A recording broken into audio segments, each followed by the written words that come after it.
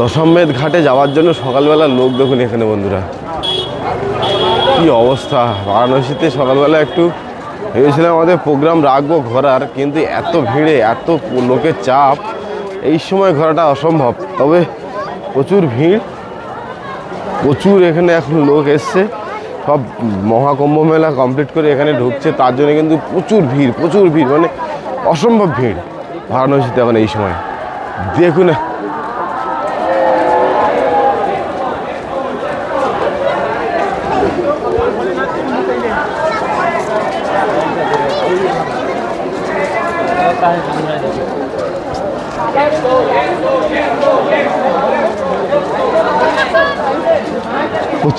প্রচুর ভিড় মানে এই সময় আবার বাইরে অসম্ভব ভিড়।